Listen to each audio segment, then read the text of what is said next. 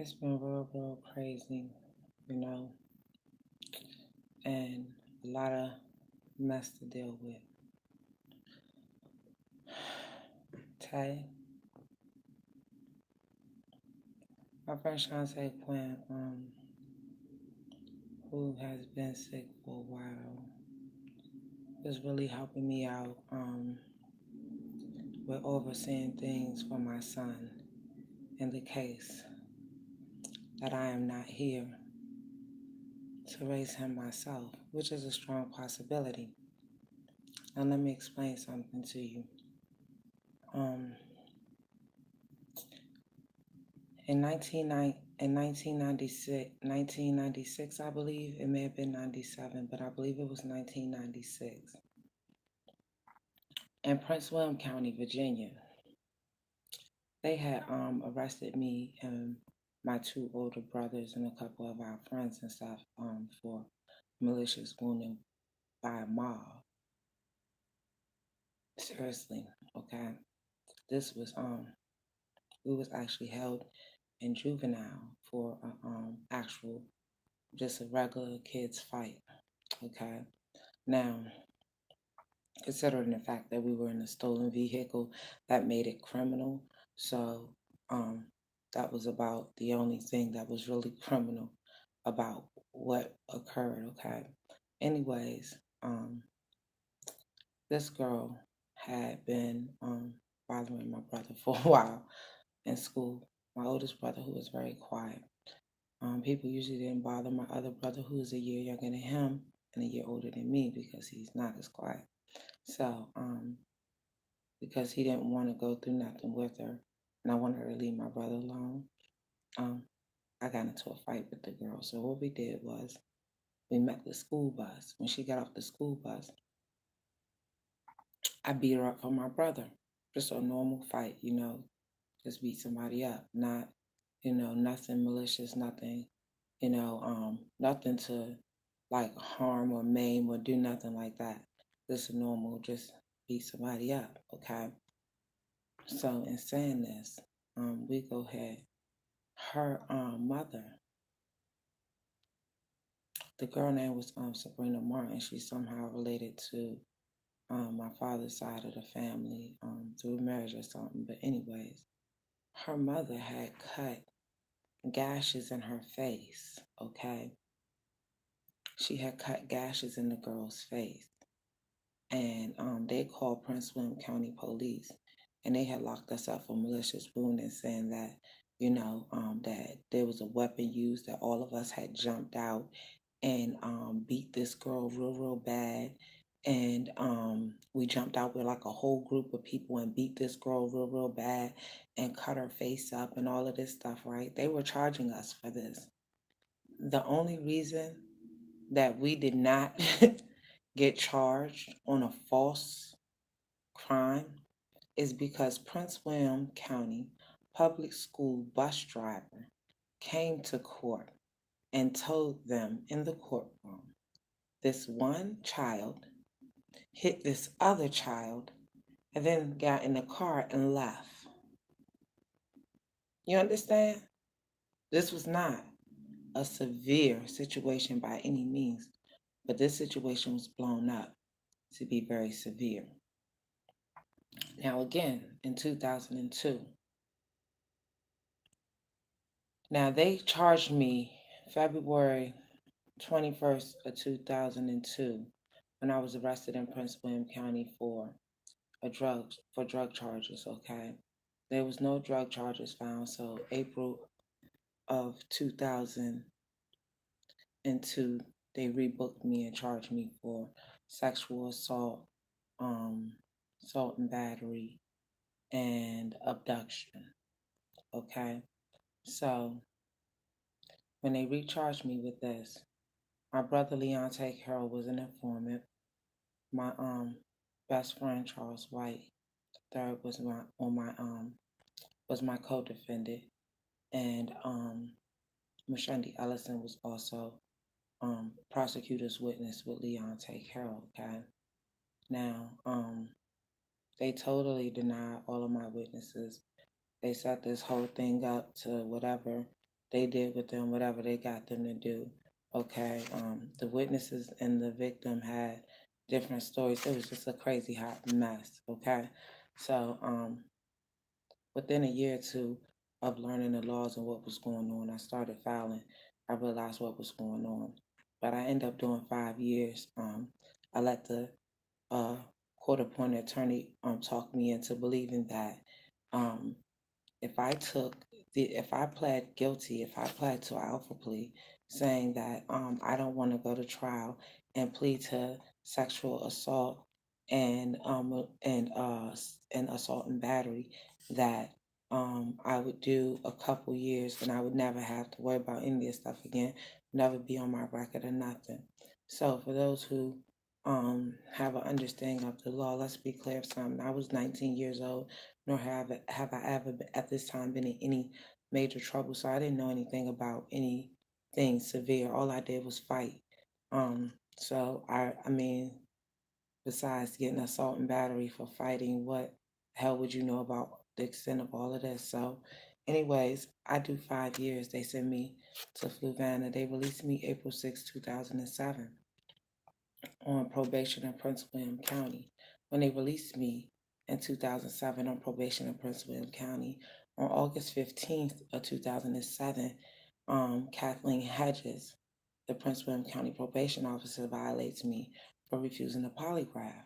And this is the crazy thing, is because when they when they first arrested me, I offered a polygraph. And then when they rebooked me, I offered a polygraph. And throughout the time that we were going to court, I offered a polygraph several times. Okay. Along with the witnesses' letters and all of that stuff that they denied. Even the witnesses, they wouldn't even let them testify for me. So in saying this,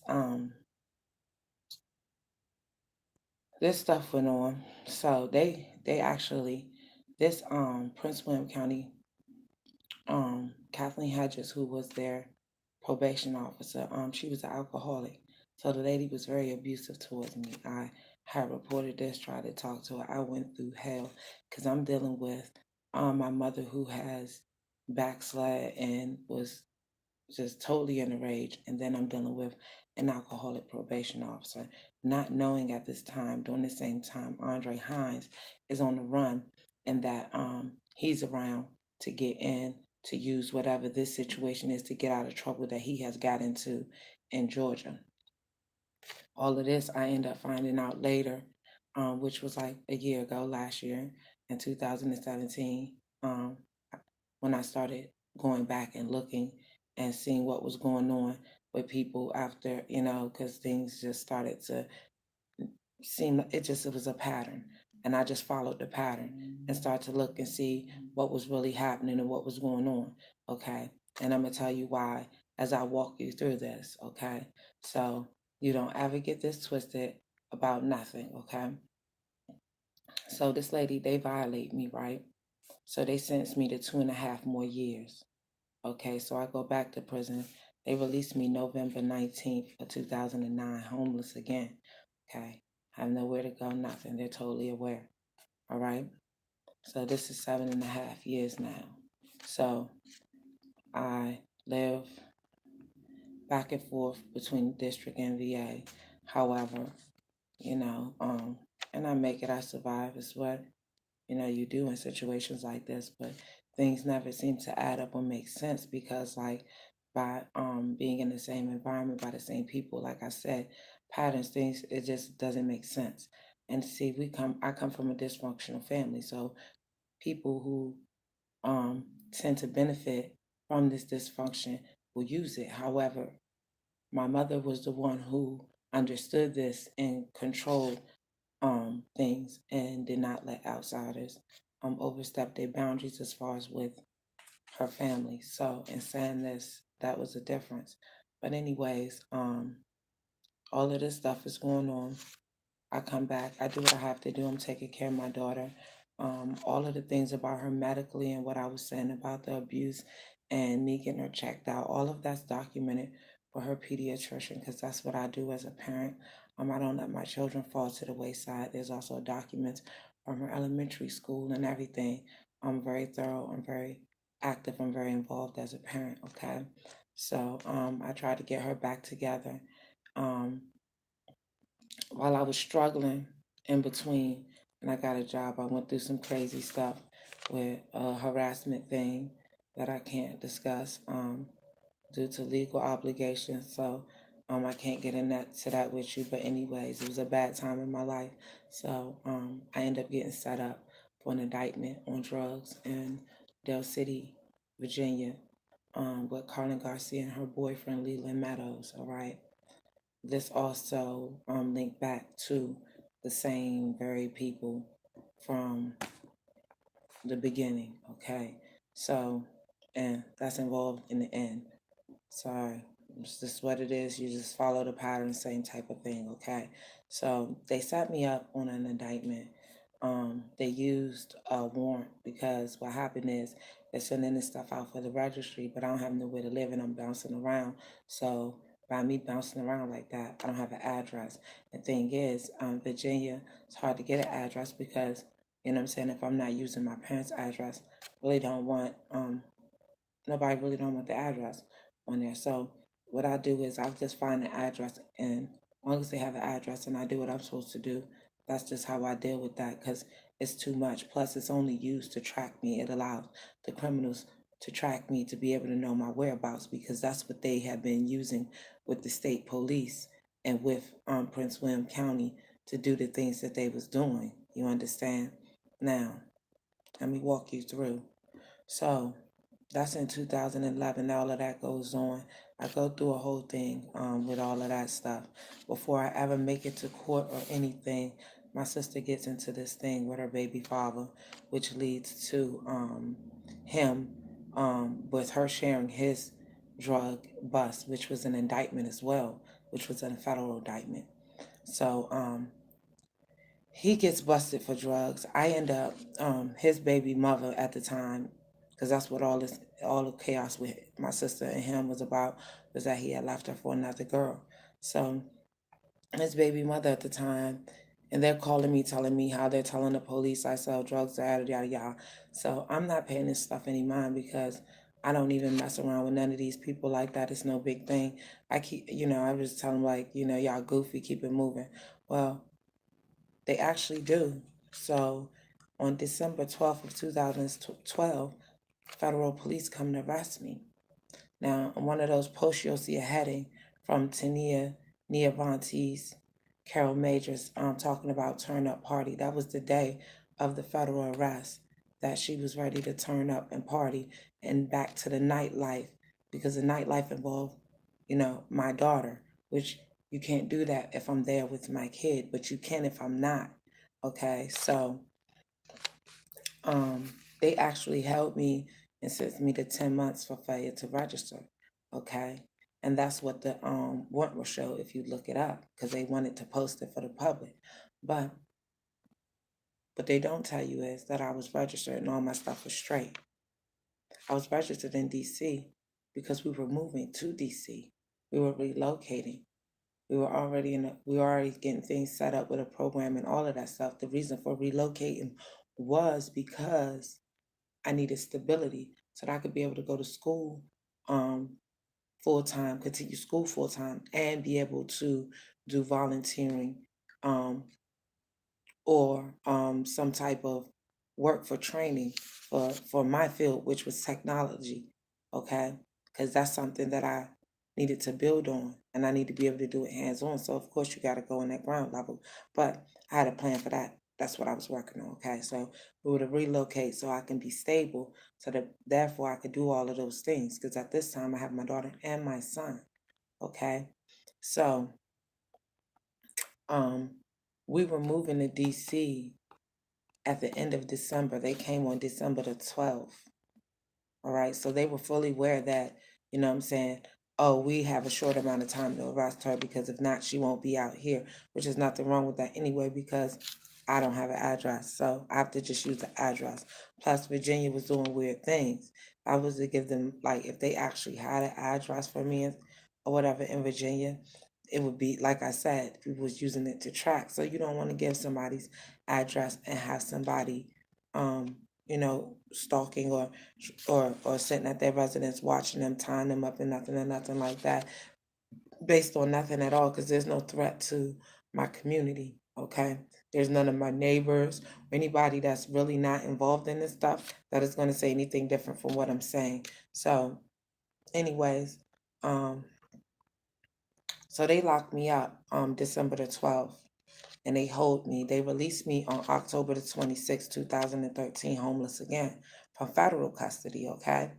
Then the state police locked me up on October 30th of 2013, and they hold me in custody until November the 8th, okay, in Prince William County.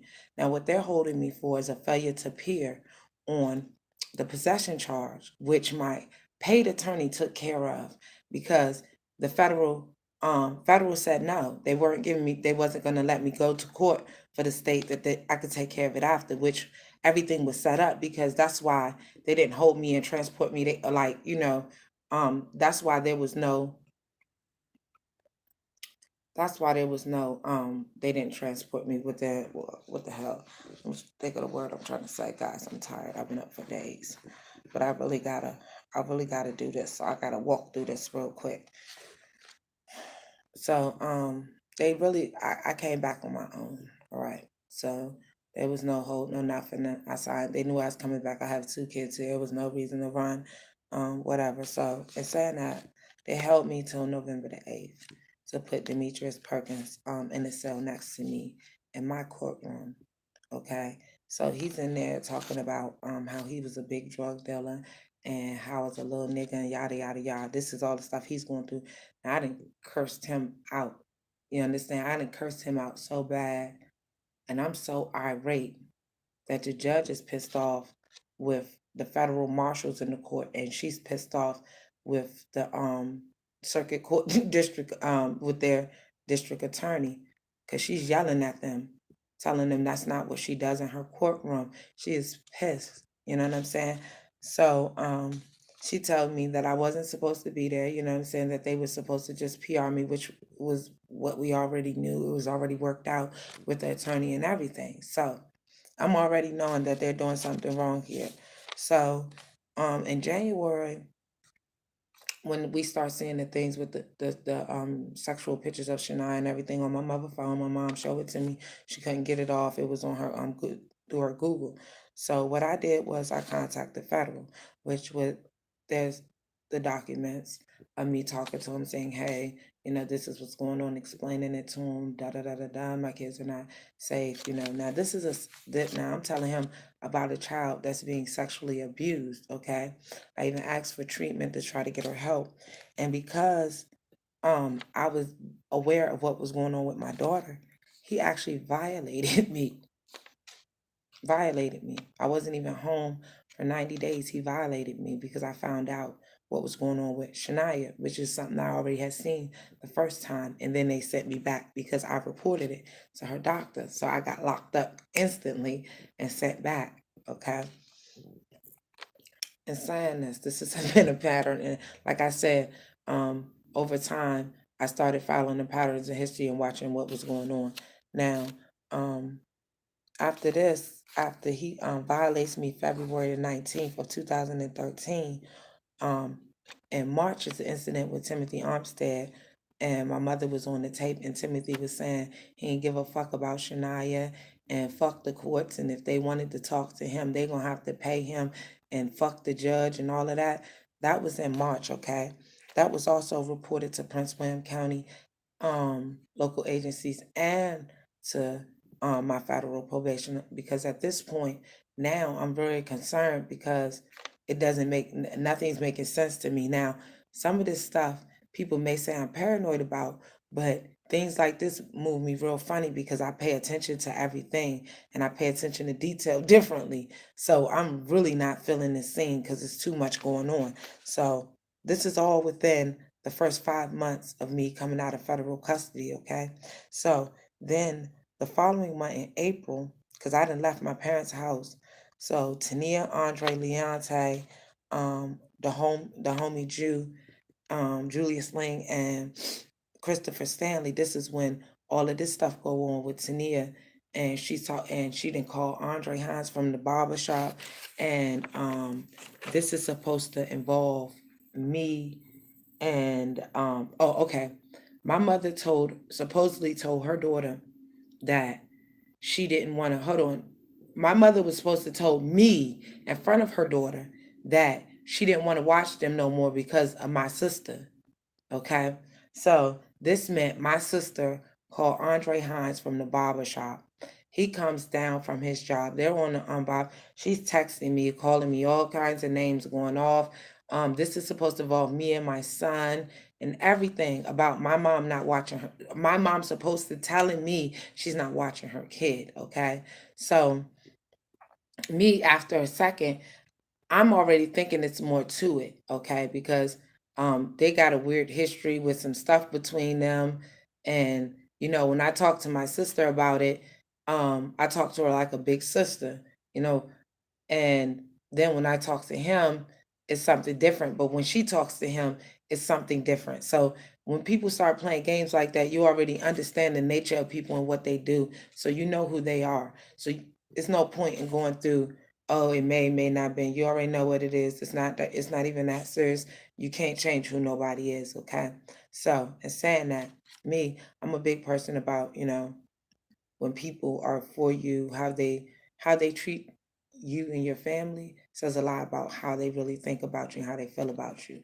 So in saying that, this had become a pattern because this wasn't the first incident with Andre Hines when it comes to our family. Because first things first, he was sleeping with my brother, my oldest brother's baby mother, while they all was living together. Okay, so then now, you know what I'm saying. Now it's something weird with you and my sister. Okay, then this is the kicker when it comes to the homegirls and all of that. So what I'm saying, to make a long story short, just not somebody um that at no point in time you ever get crossed up with somebody that's loyal or that you can trust to deal with like that on a level where you can deal with like that, okay? But this is where you make an error and believing that because you're friends with somebody, um, you can deal with them like that too. Just if you're dealing with them, however, you can't change somebody's standards, okay? It's a horrible thing. I may have funny ways, and I have to really say this. I may have funny ways in thinking that, you know what I'm saying? You can just deal with somebody and it can be somebody you just sleep with and you don't go through no chaos or no drama because there's no strings or nothing to tie and nothing. You just deal with them, whatever, and you just respect boundaries and, you know, be discreet about what you do and you keep it moving. You know, that don't always work out. Things get crossed up, things get mixed up. Just because I happen to care about you does not mean I feel like you're the person for me. You understand? So a lot went wrong. But in saying that, that has nothing to do with none of this legal stuff because I'm not, when I think about all of this stuff, like when I was like a lot of this stuff that's concerning Andre Hines, and it's hard, and it's really, really a sad thing to say. Um, what's personal and what's legal has nothing to do with each other. From the beginning, you came with an agenda to get out of trouble and to use someone to get out of trouble. The thing was, when you came with an agenda, although the agenda may be for everyone, you still need them right now. Okay. So in saying that, personally, on my behalf as a woman, I apologize for making an error of dealing with you because for one, I wasn't in a place where I really had anything to offer anyone. So to get involved with anyone is just kind of messy, you know, just from where I'm sitting at now. Secondly, and I'm saying, um, like I said, I'm a person that responds. So in me responding, I may have hurt your feelings or I may have done some things to hurt you. And, as a person, as a human being, seriously, honestly, For that, I apologize because that's just true, and you already know that because I've um I've said that to you. When it comes to my son wasn't even a week old when I asked you for a DNA test. You did not want to do that. So therefore, same thing with the crackhead running around saying all the crazy shit he's saying. Same thing as a dad stand before God because I don't play games like that about children. Okay. But for some reason, people have a tendency, y'all, and this is when you lower your standards and you don't do the right things on my part. That's how I looked at that. Because see, if I would have did things differently and better, I wouldn't even been in that situation. But see, I dealt with the situation the best I could. Okay. So when everybody was playing games, I took it on as okay, this is my responsibility and it's for me to deal with. So guess what? Fuck all excuse me. Forget all of that. I'm gonna do what I gotta do and keep it moving. And whoever you gave money to was never me for my child, ever. Ever. So the fact that a situation comes up and you're talking about money you gave someone, when I was gone, my sister, Aisha Carroll, took care of my son. And then they wouldn't even have to do that if they would have went over and got his stuff because he had everything he needed for the first whole 2 years of his life, including Pampers and wipes, bolts and stacks of it. So I don't know what you did or who you gave anything to, but it was never to me for my son. And saying that, my only concern in this whole matter concerning you, homie, because if you ever think that at any moment that because I dealt with you and I may have liked you, even if I would have loved you or been in love with you, that there was anything foul I want to do to you if we don't work out.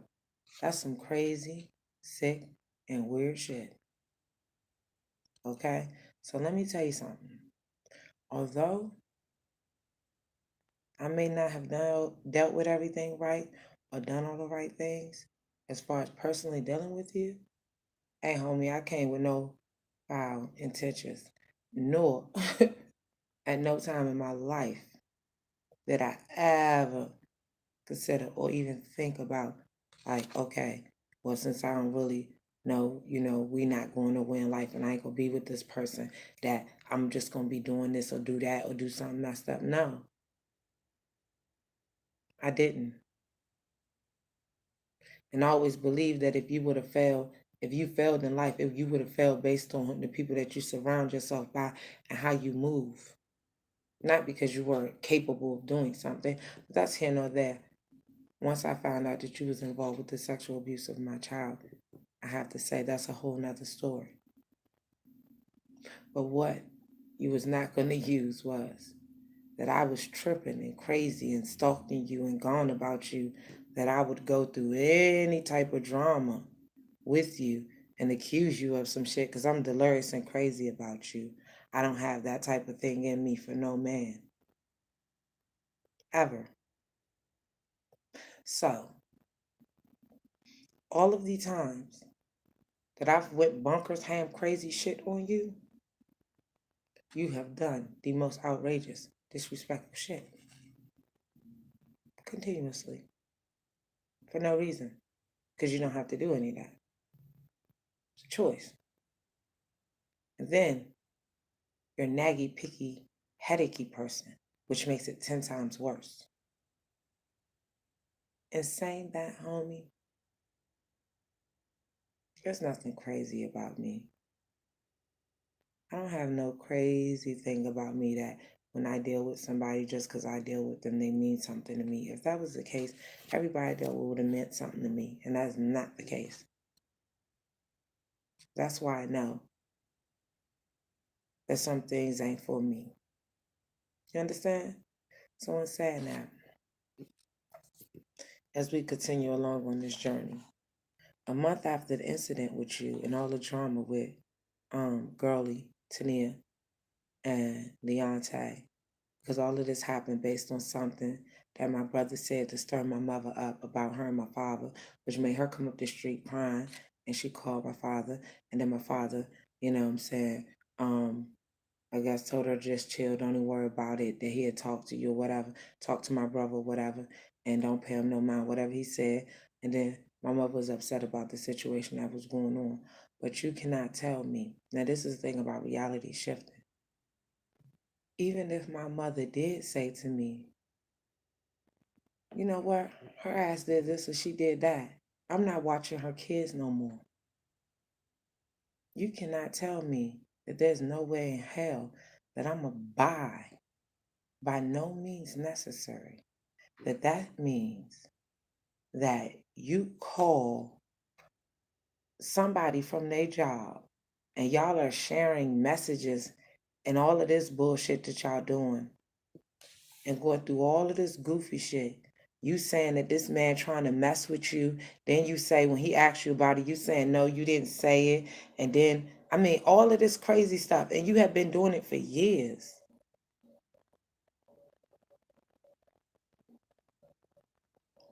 And y'all playing games. And you sit here and tell me, I don't fuck with this bitch ass nigga. This bitch ass nigga, this nigga, he a fuck ass nigga. You can't trust him. Look at that bitch ass shit he did to KD. Can't nobody trust that fuck ass nigga. Yeah, he a bitch ass nigga. Don't nobody even like that punk ass nigga. Or nigga fake as shit. This is what y'all saying. Girlie and Pooh. I'm listening to y'all, but I'm not saying anything.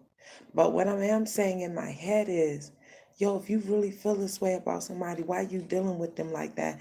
And why you got them so close, you know what I'm saying, to our family? Because what I'm saying is, hey, homie, me sleeping with somebody ain't got nothing to do with them being tied up in my family. Dog, this is something that y'all doing with these people, that you doing. Has nothing to do with me. Because if I'm sleeping with somebody, they got nothing to do with me and my family. You understand what I'm saying? That's just that. So whenever I see you, I deal with you. Then I go about my business. There's no issues. Only this kind of stuff happens when it's with y'all.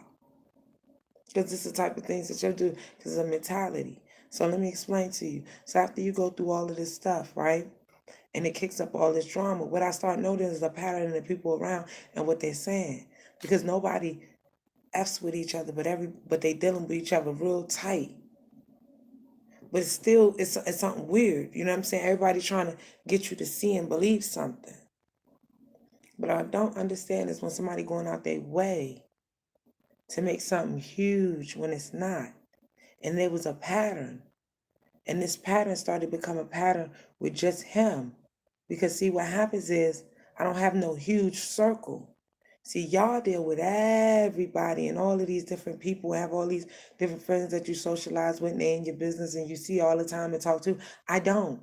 I see people in passing when they come around, they deal with you and they see me in spurts in a moment. They see me, from here to there, but I don't deal with anybody close enough like that. Not none of these people. I have a very, very small circle that I deal with real, real close. Real small. Everybody else is just in passing. And me, I'm good with that. I don't need to be involved with everything and everybody. You understand? So, when you go out your way to make these big, big situations, I start to wonder what they're for, because at this time, when you was doing all of this stuff, this is actually really when you started doing the things with calling the probation and all of that stuff was going on. I start to wonder, you know what I'm saying? Like, what's making you go through so much to try to do something to hurt me? Because I'm not in the way of nothing you doing besides what you're trying to do with my daughter. So then she starts speaking, and when kids talk to you, they tell you exactly what everyone is saying to them without saying it. You don't got no ties in the streets. You're not in the streets no more. You don't know what's going on in the streets. She felt comfortable because she's a scary kid. She felt comfortable because she was with y'all. And I understood and I knew that, but I had to know who, what, when, where. I needed to know everything. Because this is I mean, that's a serious thing, man. You can't come out and you can't say something like this, dog, and you don't not know what you're talking about. Shit is severe. I can't play with nobody life like that, homie. Me and you not working out, or me and you not agreeing as friends, and us not being friends no more, dog. I can't see playing with your life, like saying nothing like that about you, and it's not true. I ain't even got that in me. I'm not even cut from nothing like that. So I started investigating and I started talking. But what I did was I cut everybody off. And I'm gonna get to it and I'm gonna tell you exactly how I did it, right? So in saying that, at this time y'all go through all this stuff a month later, right? Because after y'all go through this whole thing, then Shania runs away May the 6th. And then Timothy Armstead, dad takes custody of her. A week later, at school, Prince William County Police, those are the cards that you see when I contacted them, yada, yada, yada. Within a couple months, I had contacted them again because Shania was just running around. They was talking about she didn't have food. She wasn't even there. She was just doing whatever. So I contacted CPS in Prince William County, VA. My mother was fully aware when I did this, so it wasn't nothing against her at all. She was very concerned and very upset, cussed and fussed for hours every day until she got too sick to do it about him taking Shania, knowing that they couldn't do nothing with her, that it was that she was being messed up. You know what I'm saying? But my mother also knew about him, and she knew about you, Pooh. That's why I'm gonna get to that too. So let me tell you. Okay, so she runs away. So then the next day on the phone, I find the phone. I see that she's soliciting Kemonte on the phone with her. At this time, he's under 2. Okay, he ends up turning 2 a week later, but she was soliciting stuff of him on the phone as well. Okay, so because this is very severe and this is sex trafficking, this is a network. You know what I'm saying? I went through it, looked at it. All right, I'm going about not down, slow, none of that.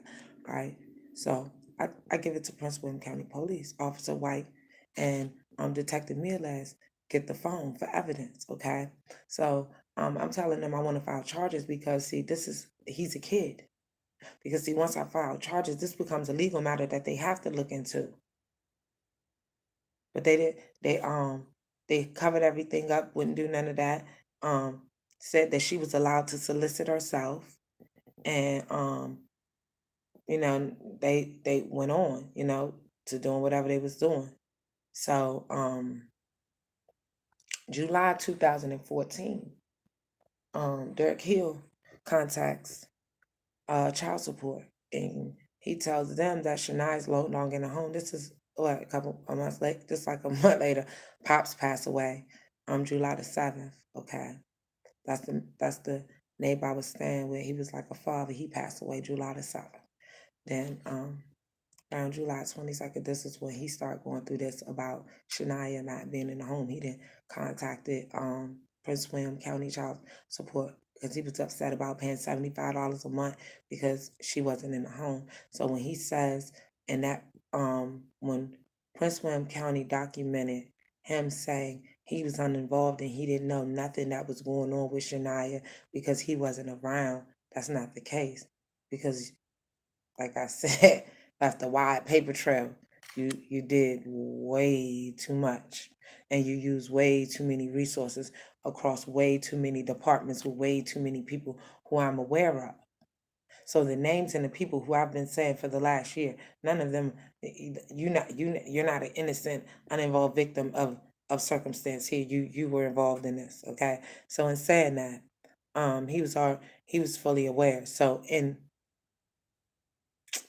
again, that went on. So we did my mother's birthday party in August. That was her last birthday party before she passed away. We also did Mother's Day. We did the all girls Mother's Day where um where Moses had me cracking up because my man was not playing about eating. He didn't know what the hell was going on with us, but he had us laughing. Okay, he had to do his whole little, excuse me, proper America, his whole little nigga moment, okay? Where he had to get his food in. So that was for Mother's Day. Then mom, last birthday, August, okay? By September, October, and November, mom had a very hard time going in and out the hospital back and forth. Okay. So November 19th, while mom was in the hospital, Shania got hurt from skipping school and she ended up getting outpatient surgery in Fairfax. I reported that to CPS as well. That's documented, and I talked to the police, which is on the case number, which is one of those case numbers as well. Okay. So between February and March, mom was in hospital. The last time they released her, we already was paying the house, which was in March for her to pass away. I mean, at the end of February, when she passed away, March the 17th. Okay, when my mother passed away, federal probation had violated me again. This was the second violation in 1 year. So this time he violated me again. So when he violated me this time, I had court on my mother's death. But right behind my mother died, my best friend Theodore passed away too. Okay, so while going through all of this, while we're homeless, okay, so while my mother passed away, I'm in the middle of packing up and moving because we're homeless. Pops passed away in July, so I had a little stay while they tried to figure everything out that was going on there. Now, anyways, between April and May, I lived. We packed up. I stayed in a hotel for a few weeks because I had to really try to figure out. I had to come down. I had to be somewhere where I could be by myself and try to think and everything. But all the same crazy stuff was happening with the family. The same type of drama was going on with all the people and all of that. Okay. Now, this is what y'all gotta understand. While y'all was going through all of this, you had to be targeting me because at nothing going on in my life outside of me not nothing going on in my life involves you outside of me seeing you and speaking to you and passing. Nothing. You have no type of standing in my life whatsoever. Any drama, any BS, all of that comes from your extension with dealing with the family, and that becomes a pattern. Because I also listen to what you say concerning the relatives and how you feel about them. So, Shania gets hurt. I report all of that. Mom passes away, have violation. They dismissed that violation. A couple months later, they released me 3 years early from federal probation for good behavior and the things that I had accomplished. That's what happened. So then after that, I get into once I go to Tim's house. This is June 7th. This is around June 17th of 2015. Okay. Once I go back to my father's house to stay, from there until now, not one of the petty ass incidents anyone could think of to say adds up to any of the stuff that happened. Okay?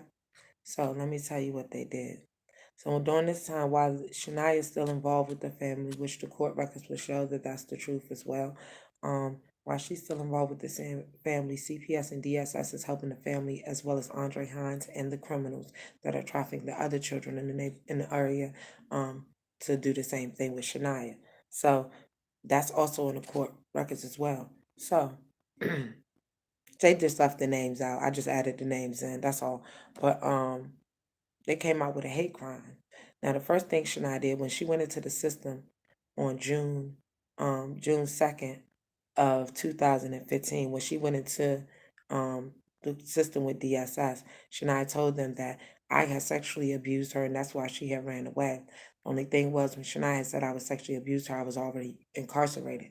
Okay. So then 2017 in July, when I came out about the family and the friends being raped, being involved with raping and molesting her and soliciting her, Shania came out when I mentioned Andre Hines' name and said that I had molested her and went to prison, okay, on social media.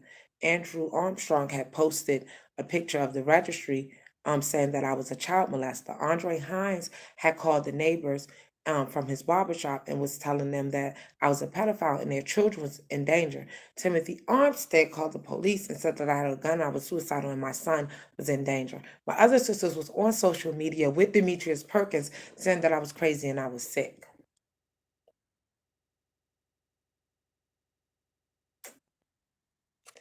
Okay, so let me explain to you.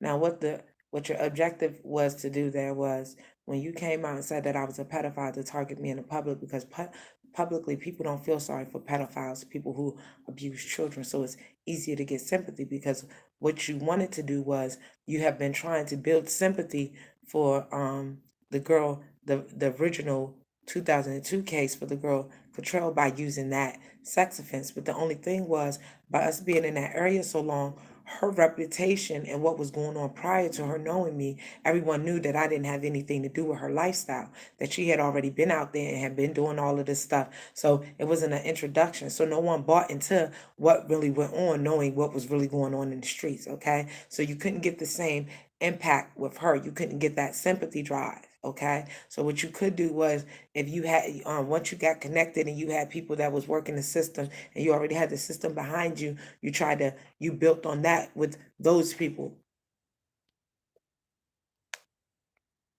But see, the community already known for the kids, so it's hard to try to make people believe things, because I have a lot of dealings with children all my life before I ever had kids, and no kids ever, and no time. No, I don't play no games. So in saying that, that's what you use that in the hate crime in 2017. So Virginia, because they didn't want to deal with this matter in Virginia because it's against the law. But see, this is the thing about the law, and this is what I be trying to tell y'all. See, a lot of times I be real angry, because you got to understand something. When I could go through year by year and see what's happening to my life and what somebody is doing to me and how they're doing it, now you may believe somewhere in your mind that this is all some type of karma. And I'm not trying to change anyone's thinking, but I want you to understand, I can adapt to your thinking. It's not a problem for me. I can adapt to that. Because, see, if I'm the cause of all of this, the best way for me to deal with all of this is to kill it off. Because, see, I don't want no victims of nobody lives or nobody else based on anything that I've done. You understand? But you're not going to ever be able to convince me that after I did 5 years for a crime that you cannot, under no circumstances, unless you completely do exactly what you did and just put some shit together, build a case on. So I understand you needed me to take an alpha plea and use an attorney to convince me and tell me something different about the laws than what they were. I understand that completely. But what I don't and what I won't try to pretend and accept is that any of these things that you've been doing long before I ever came along, and you'll be doing long after me, if nothing changes, has anything to do with me. There's no way in hell that I made y'all pedophiles. Y'all been messing with kids. Many of you were adults when I was teenagers, and you were messing with kids my age and younger. And even now in middle and old age, you still mess with the same age kids. So you've been a pedophile. You just don't see it as a pedophile because it becomes a norm. So you keep it under wraps and keep it low key and surround the area and surround the people with the same type of sick people that's in acceptance. I understand. But what I'm saying to you is that all of these things that you did were to create physical threat or death. No one does all of this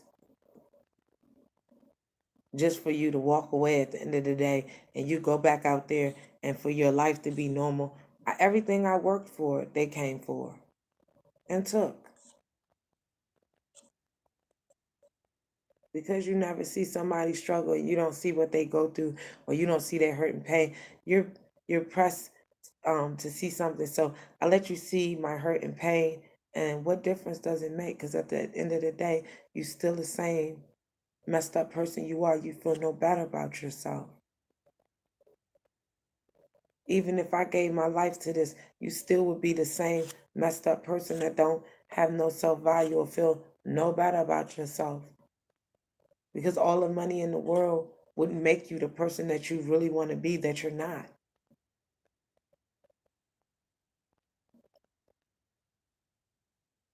None of this stuff that's going on with you from the trafficking, drugs, or the children have anything to do with me.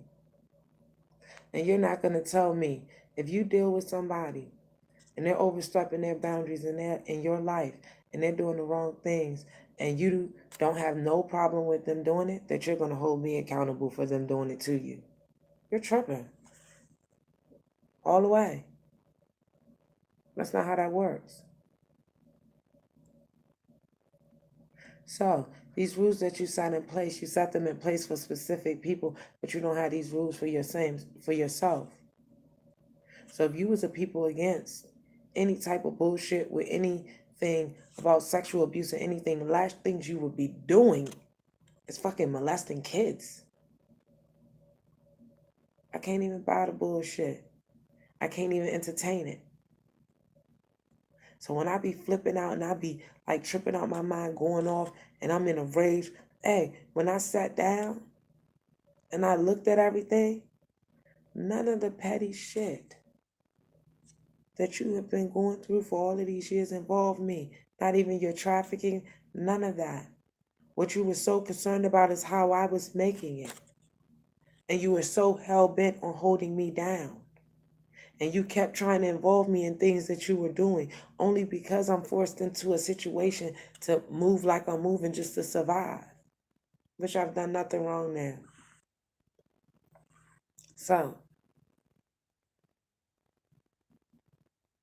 after y'all do the hate crime and y'all do all of this, Virginia puts all this stuff on my background, puts me on the registry for a lifetime, and all of this crap concerning Shania, okay? Now, this child has come out twice as a childhood and an adult falsely accusing me of sexually abusing her. And I filed with the police, everything. Now, I can't make the police do no police report. They just completely denied doing it. You deny doing a police report and taking a witness statement in a crime, not a civil matter, a crime, Prince William County, Virginia, Woodbridge, VA. And then you go out and you try to convince people that this is all some type of karma about something that happened in 2002 because you same goofy ass dudes did not grow up and you don't have no means of doing anything different because you didn't utilize the resources you had to do better. So you got stuck. So you're still out there trafficking drugs, getting busted because now that you've been doing it so long, you're known.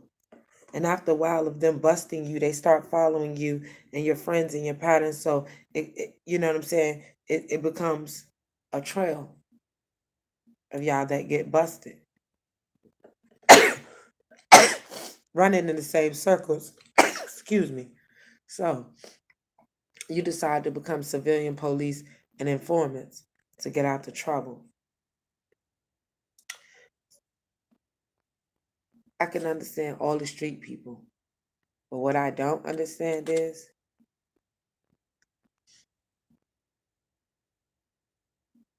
how in the hell and why in the hell the government would want to do some bullshit like this with you. I don't. I can understand that. I know child sex trafficking is $1 billion industry. I understand the drugs trafficking is $1 billion. I understand all of this, but I just don't even understand. Like like this is very comfortable for you to commit crimes like this out in the open and leave a trail like this. You know what I'm saying? Like there's no and there's nothing circumstantial. What you gonna say that I that you never? Because if you actually open this up and actually dealt with this as a criminal case, which you're gonna either have to do, we're gonna have to go to court, or you're gonna have to, or I ain't gonna, or you're gonna have to kill me because I'm bucking everything. I'm not about to play this game with my son's life. This is over 17 years. There's no way that you can possibly think that one day next month, the month after, the next year, the year after, or the year after that that I'm gonna wake up one day and I'm gonna get up and I'm gonna start living my life like none of this ever happened, and I'm gonna expect that my son and I am okay. Hell no. The cat is out the bag.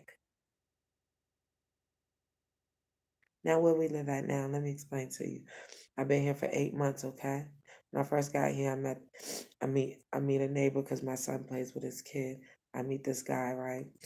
Little small red dude, cool guy. Talk to him every here and there, passing, and you know what I'm saying. Hang with anybody every day. Talk to nobody every day, but just cool, okay. So I'm cool with him or whatever. So I end up meeting his homeboy. I'm cool with them, right? So I don't even move like that. I'm just cool, not looking for nothing, not doing nothing, right? So as people, what happens is another girl moves in about a week or two after me, and I meet her through her son because her son plays with my son. So she starts dealing with the neighbor across the hall and his homeboy. When she starts dealing with them, whatever business they got going on, and this is the thing about people and how they move. Now there's some earth disturbing thing. Now whatever they got going on, she's running around talking about it because she's upset about it. So what she does is she just throws my name in the mix with this shit. I don't got nothing to do with it. Nobody never couldn't say anything to me, so I don't know anything about it. Cause like I said, I don't talk or see everybody any day. I don't talk, deal, or see somebody every day. You know what I'm saying? If I do, it's high by and pass. So in saying this starts a situation that starts with these two people who they continue this situation on with multiple people. That starts a whole bunch of drama that's going from the staff and all of this shit. It's because I'm already going through things with the staff based on what I got going on legal. Okay, so I got the staff harassing me on one end, going through shit with them because they're trying to mix up shit with the residents, and then I got these residents got this stuff going on in the background I don't know nothing about, based on some stuff that don't have nothing to do with me. Facts, 100, nothing at all. So then another chick comes along because she like this dude, you know what I'm saying? She like wanted to do so. Okay, boom, somehow I get thrown up in the mix of that. Okay. So then they're going around and they got all this stuff going on. Same people, same group, people, okay? Doing the same thing now. What this is the same patterns of things you do out the NBA. It's a behavior. And then after you do some shit like this, you play cool like you really deal with somebody and you mess with somebody. So let me tell you something, people. When somebody really cool with you, or they care about you, or they love you, or any of that, when something come up about you, they don't just go along, they don't just have something going on and you not know about it. They tell you about it. Cause see, me, I'm a person that's not messy. Cause when these people was telling me that these people was doing what they was doing while they was doing it, even though I didn't know why they were doing it, I knew. And I never said nothing to the people. Why you doing this? Why you went back and said this? None of that. I never said anything. Low key, okay? So then I found out um, it's like 5 months later now, like, you know what I'm saying? Like, I find out that they got all this shit going on with all these people based on this whole one situation with these dudes. You know what I'm saying? About some bullshit. Just basically speaking and all them people been dealing in that one circle and it's messy, okay? Now, as soon as I start seeing people gossiping and talking about everybody, see I'm a dolo. I always walk like that. I'm out the way. Like that's how I move. Okay. So let me tell you something. People tend to get upset about the way that I move and the way that I carry things. But let me tell you something. If I deal with somebody and I'm cool with them, that's not the type of stuff I do. Sitting around gossiping, talking about them, and I'm cool with them while they right there. As soon as they move on, I got a whole bunch of negative shit to say. I could just say it to them and cut the middleman out. Boom. That's why we rock like we do. That's why we tight. You understand? So in saying that, it's a behavior. It's a dysfunctional behavior. But what people do is they use this little dysfunctional shit to create major things, because then this same dysfunctional stuff, people start harassing me, they start threatening me, they start messing with me about, they start coming for my son and all of this. So it puts me on edge, all right? On edge, because see, this is the difference. Once you done already done this, you can't run this same thing again. We can't play this game somewhere else with somebody else because they think they can play it differently or better or whatever. That's not how I operate. And the only reason why, you know what I'm saying, that any of this stuff is still going on is for the fact that my homegirl got sick and she can't look out for my son like she was going to do for me. Because doing my last will and testament is very, very important because, like I said, it's not on no fucking suicidal, homicidal mission here. I'm not geeked out, goofy, or none of that, dog. I know what I go through and I can explain it to you. So I'm not the type of person tripped out, don't care about life, don't care about other people, none of that. I ain't got none of that shit going on. I don't even live my life doing anything mean to nobody. Because that's the whole point of changing who you are when you realize that you've fallen short and that you're going the wrong way in life. What they say that the system is tended to do to rehabilitate. But rehabilitation is something that you choose to do based on if you can face who you really are and you're willing to change that.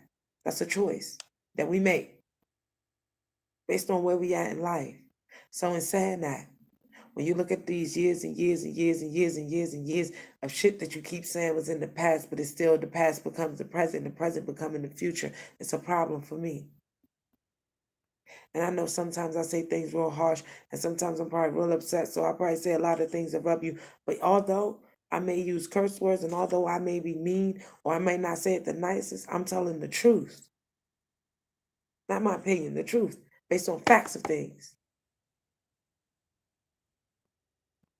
So you might be a different type of person, the type of person that thinks that I may play games and that I may allow petty things to override what's really going on when I don't.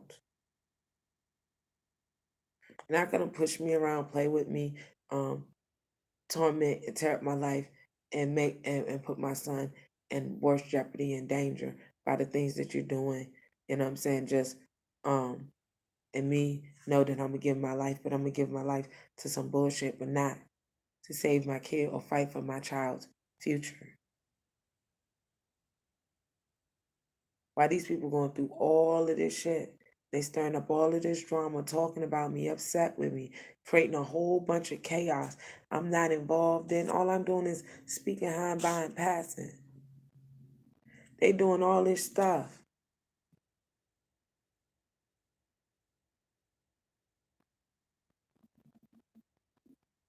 And the moment I've had enough and I hit that billion, because I go from 0 to 1 billion real fast. And I hit that because I'm not a talking person. So I don't get into this kind of bullshit. I'm not a chit chat. You're not about to chit chat me up.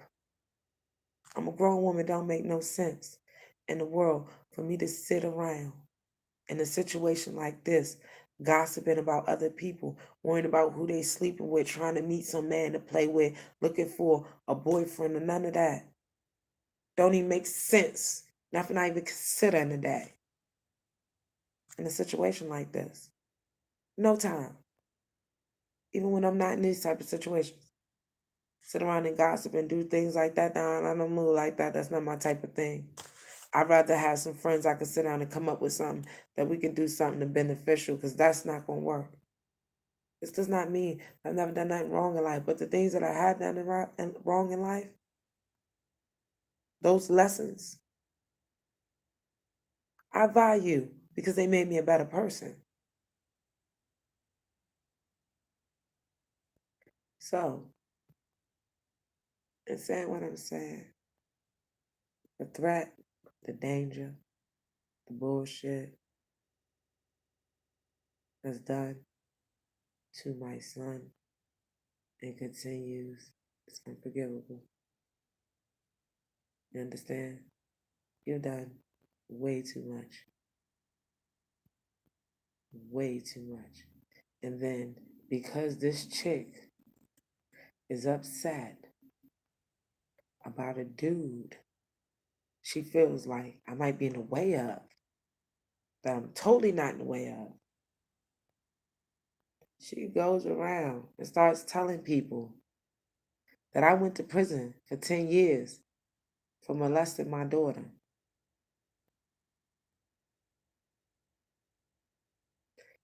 And y'all really don't even get it at all. No worries. Understand, everybody won't. But what I'm saying is, I do not have nothing to do with your drug trafficking. if you ever being busted, if somebody ever telling on you, none of the above concerning any of your criminal activity. So, when you get busted and then you start pointing at me, I am concerned. I have a right to be. Because I'm not involved in your drug deals. You understand? So, you have to have some type of connection within the government that somebody is allowing you to do exactly what you're doing, going against all the laws and all the rights. And since they have taken my rights, it leaves me in a position that not only my life is in danger, but my children's lives are in danger. And you have proved that well in everything that you have done. Now, I have explained, I've talked to people, and I've said a lot of things. Understand me? Please understand me clearly. When it comes to these children, I'm not joking and I'm not playing. At no time and moment can we sacrifice our kids for any of the bullshit that y'all trying to do. Straight up. I'm sorry if that rubbed you wrong. Hurt your feelings, I can give two shits. Not concerned about your feelings, but what I am concerned about is the safety and well-being of our kids. Y'all do the most sickest shit. Worry about all the wrong things. You have no time to take care of nothing you're supposed to take care of. There's no way in hell without these people utilizing all of these resources and all of these people and working in so many different directions that this is the only way they would be able to hold me under like this. Because they had to use a lot and go way up to do it. You're in this situation because you choose not to grow up. You choose not to do what you need to do so that you can be stable. There is a difference based on the fact that you are oppressed in the mentality. Yes, I understand. So I'm not judging. But you can't play with my life as if I never cared about my life or my kids' life. Because people that don't care about their life don't work hard for things like I do. People that work hard for things is because they care about their life, not doing it because they just want to work hard. No, they care about their life. I'm not an idiot. I'm not stupid. I'm not dumb. If it wasn't for the fact that I was in an environment where I'm not safe and there's not always a constant threat, I would take medication. But I can't take medication because I don't want to be asleep. Can't get up and something happens here. Shit's crazy, right? But this is the way we're forced to live because we're black and it don't matter.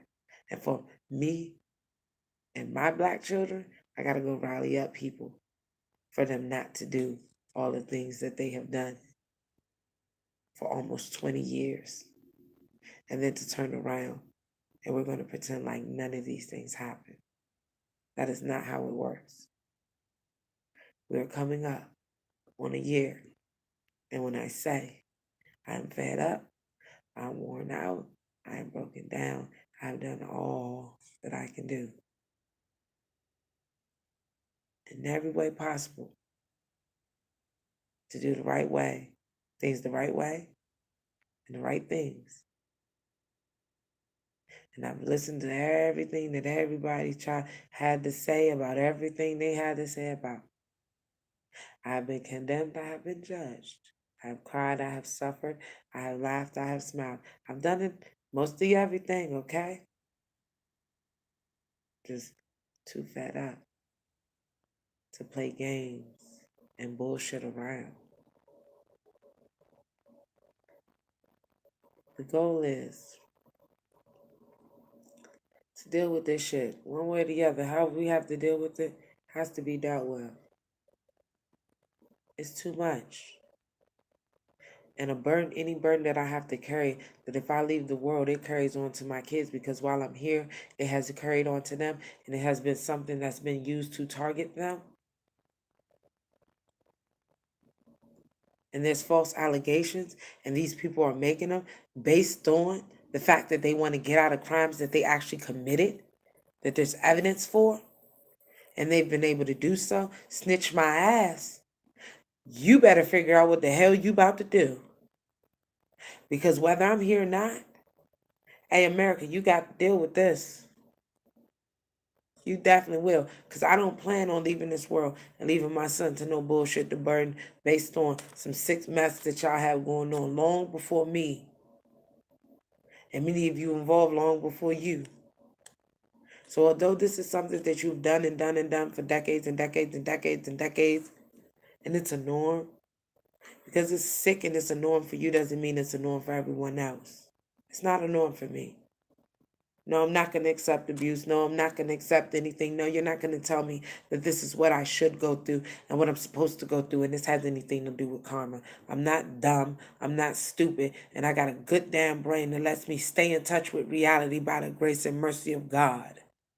And when I'm losing that and I feel like I don't know what's going on, I don't move. I sit still for a reason. Because if I respond, half of y'all wouldn't be here today.